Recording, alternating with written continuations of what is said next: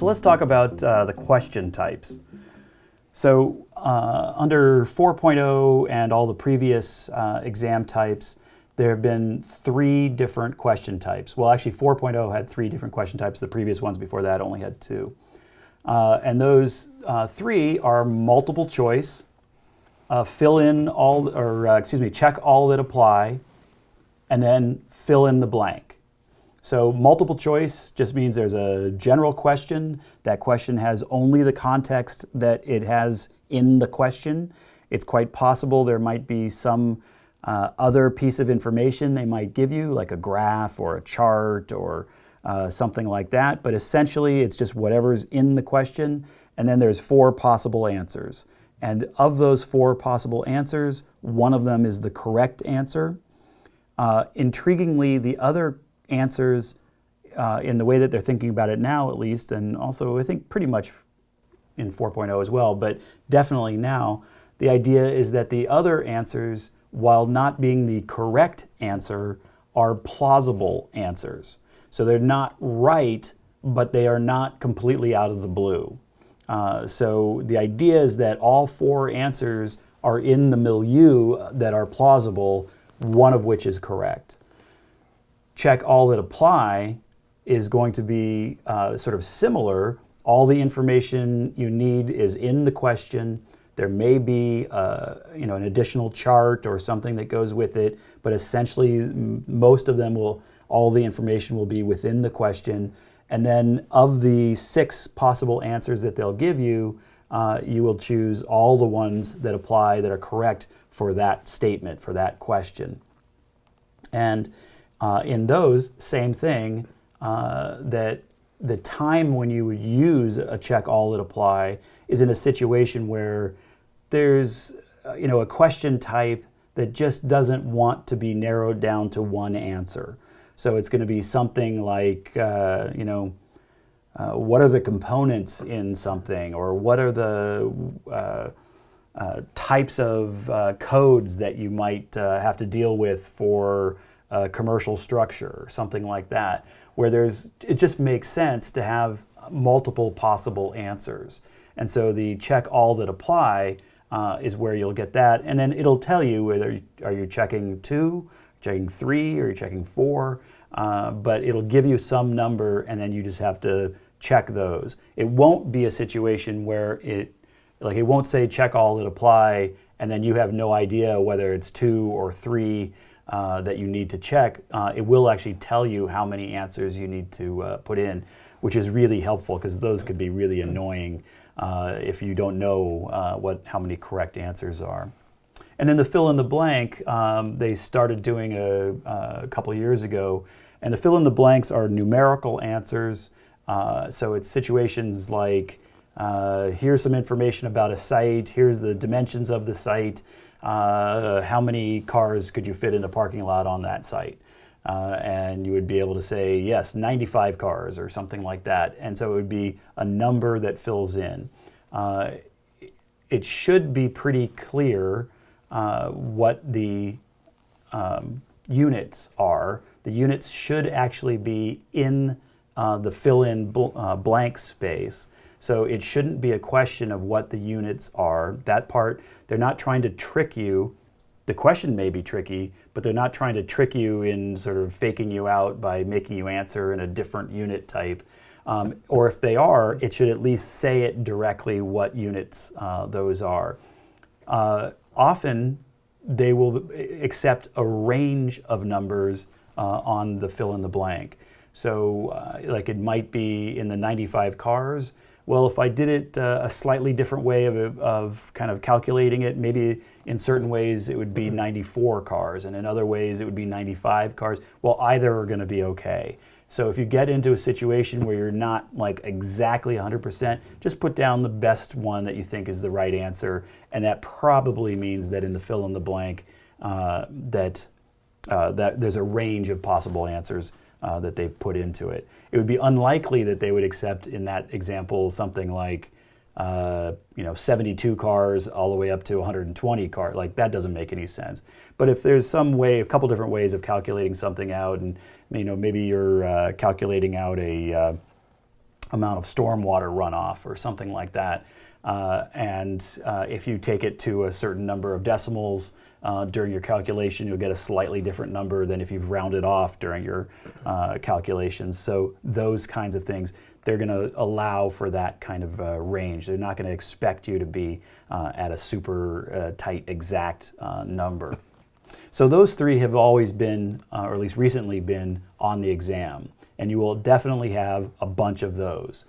In fact, they even said that they were going to try to sort of reorganize their existing questions, and the ones that are relevant, they were going to bring some of them over into this new exam because they've already got a bunch of multiple choice, check all that apply and fill in the blanks. Yeah, if you imagine that you're trying to put together a new exam and you have to have a bunch of different versions of that exam going kind of all the time for everybody.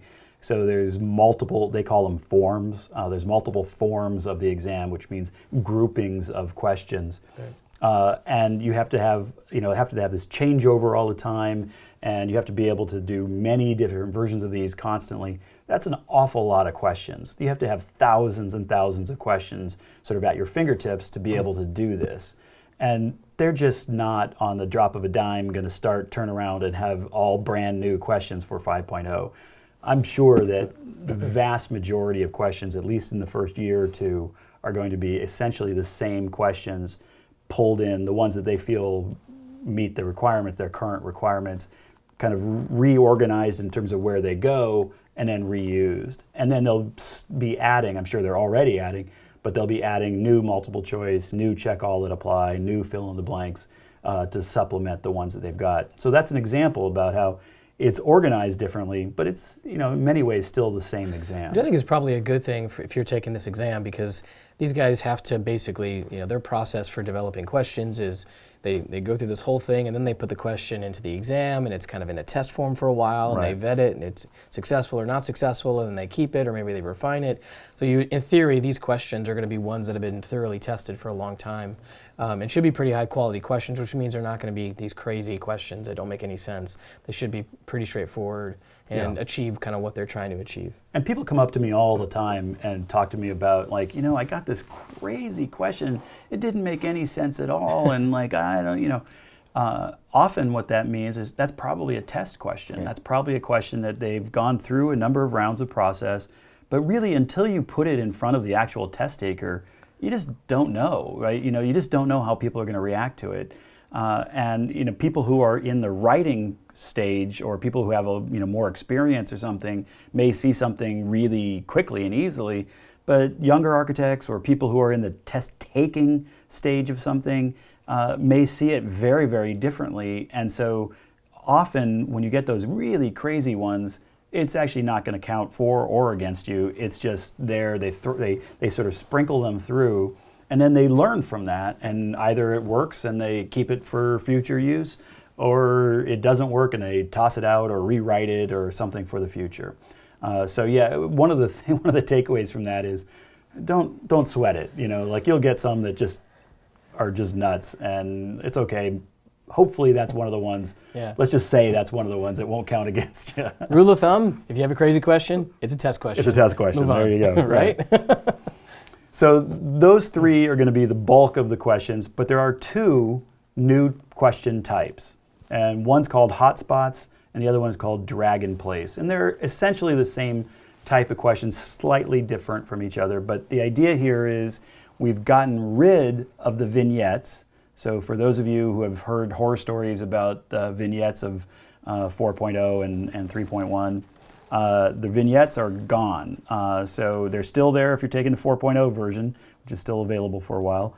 But if you are taking the 5.0, there are no vignettes, and that means there's no drawing. So there's no place where you're going to sit down and draw a drawing.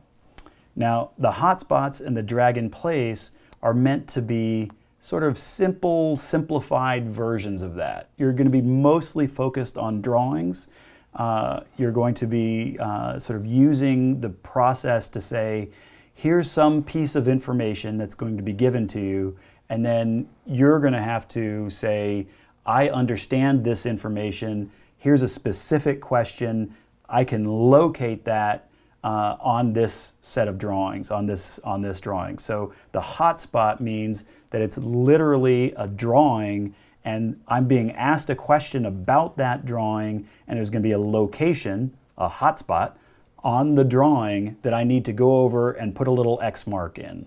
Now, I won't physically put an X mark in, I'll just leave the cursor there, but the idea is that I am putting this X marks the spot on the hotspot in the place that answers the question.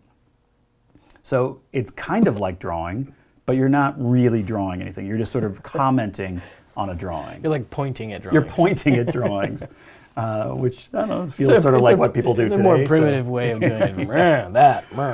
Right? And then drag and place is sort of a similar idea where there's going to be a base drawing, and then there'll be a bunch of information, might be a couple of things, it might be up to 4 or 5 things, that you then would be able to grab and move and place into the drawing.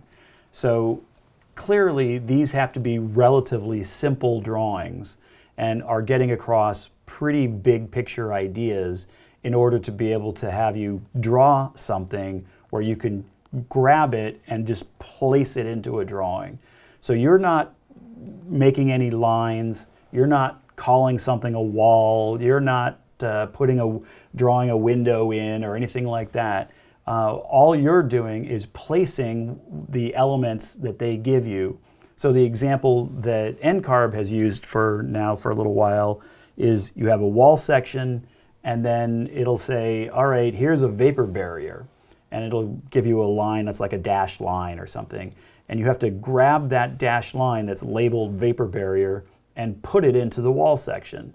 And so you would have to read the question to understand, well, where does it go? Where does, vapor barrier usually goes on the warm side of the insulation. So is this wall section in Atlanta? Well, then the warm side of the insulation might be, excuse me, on the outside. If this is, say, Chicago, well, then the warm side of the insulation is going to be on the inside of the wall, right? So there would be some piece of information I would have to know enough about where a vapor barrier goes to be able to make a rational decision and then literally place that line into the drawing. Now, clearly, drag and place and hotspots are pretty similar, right? You're pointing at a drawing. Just in the drag and place, I'm pointing with another part of a drawing, and I'm just sort of placing it in there. Hotspots, I'm just pointing at the drawing. But they're pretty similar, and so they're kind of about drawings and kind of understanding the issues that the drawings represent, and being able to sort of be discursive about it in some way. So there's a question that relates specifically to this drawing, and then I have to answer it.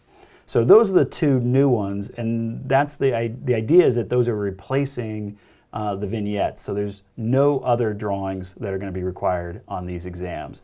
So the 5 question types that you have are multiple choice, check all that apply, fill in the blanks, the hotspots, and the drag and places. So those are the only 5 types of questions you'll get.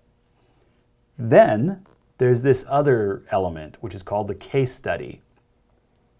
The case study is a way of grouping question types together. So it's more of a meta thing, right? It's not a new question type, it's a way of grouping question types together. So the way that most of the exams will work is you'll have some number of multiple choice. So multiple choice, check all that apply, fill in the blanks. Let's say you have that for, let's say 80 questions. And then you get to the end of that, and there's a new section. And that new section might be case study.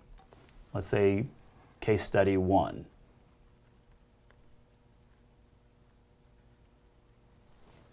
Sorry, my spelling is bad here. Case study 1, and that might be, say, 20 questions.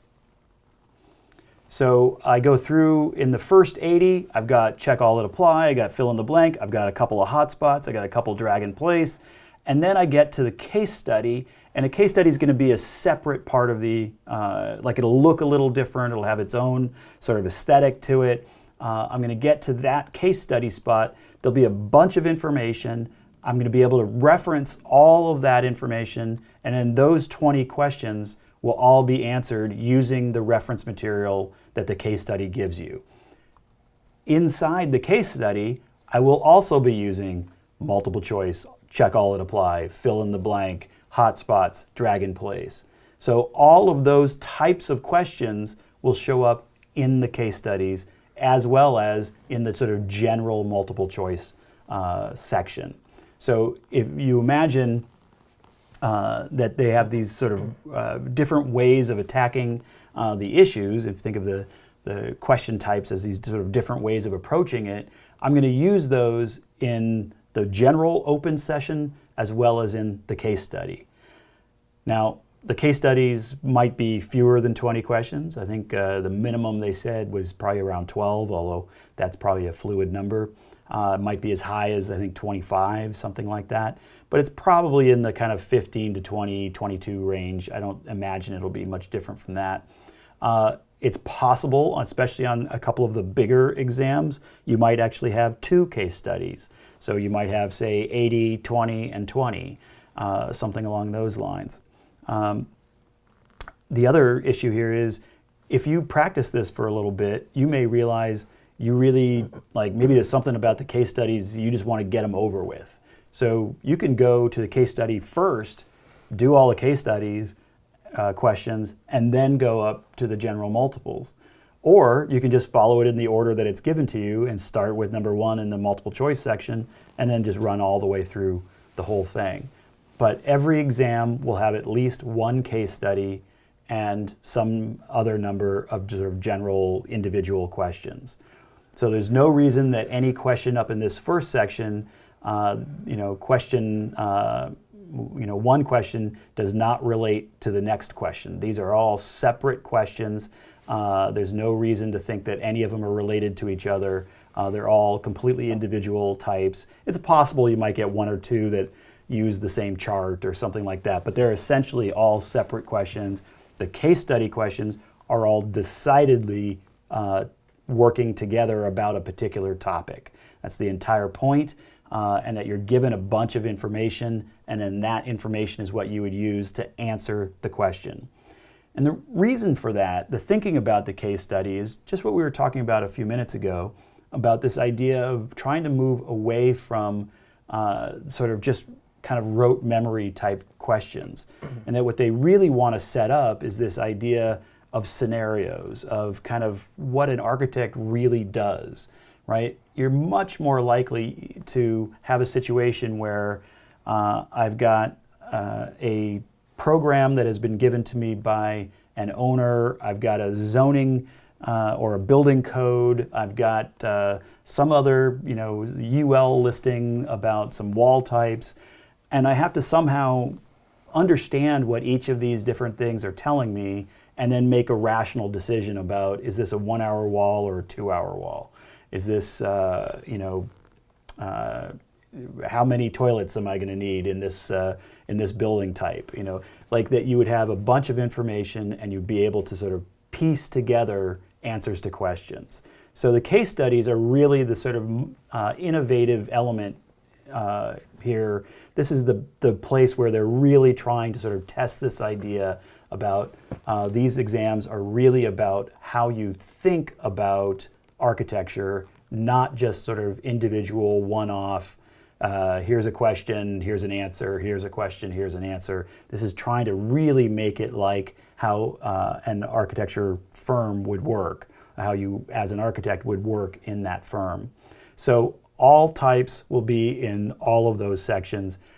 I'd be surprised if you got a huge amount of hotspots and drag-in places in the case studies, because I think that there's just sort of a different type of question that they're really going to be shooting for there. But I'm sure you'll get 1 or 2 in each of those case studies.